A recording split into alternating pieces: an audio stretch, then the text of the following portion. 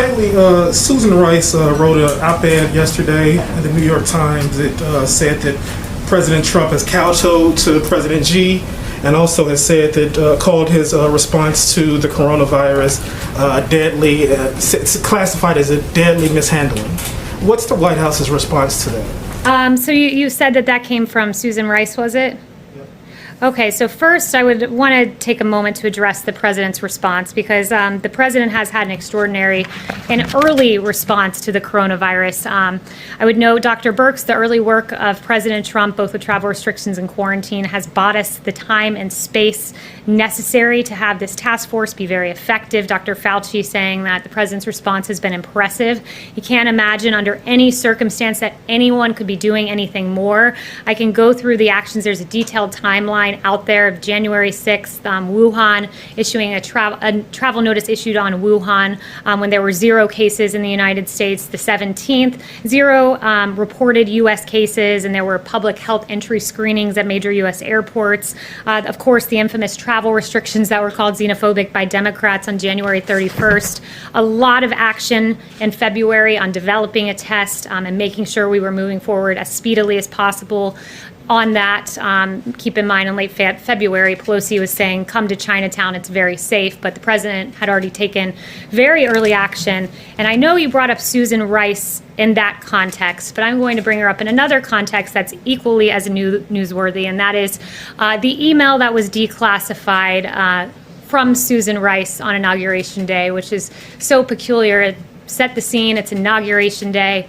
You're moving out of the White House. This is the most powerful building on planet Earth. Susan Rice is moving out, reflecting on her time here, and what is she doing? She's not packing her boxes. She's not being nostalgic about her time in the White House. What she's doing is writing an email where 3 times she writes that President Obama emphasized to conduct the investigation into Michael Flynn by the book, by the book, by the book. She writes it 3 times. As Shakespeare said, thou doth protest too much, Susan Rice. He didn't have the Susan Rice part in there, but I'll add that in. 2, she was asked specifically about the unmasking of Michael Flynn after she discussed it on January 5th in the Oval Office with Obama, after she wrote this email to herself on Inauguration Day. She was asked by a good journalist, Judy Woodruff, about this email and about the unmasking of Michael Flynn, not the email, but the unmasking. She was asked specifically about Nunes's claim specifically. So let me clarify, it was Nunes's claim. And she said, I know nothing about this, so it was a lie. And then Susan Rice, since no one brought it up to me, I will bring it up to you. Her attorney said that this was the first opportunity 3 weeks after this Oval Office meeting that she had to write this email memorializing her Oval Office meeting with Barack Obama discussing Michael Flynn. It was her first opportunity, she said.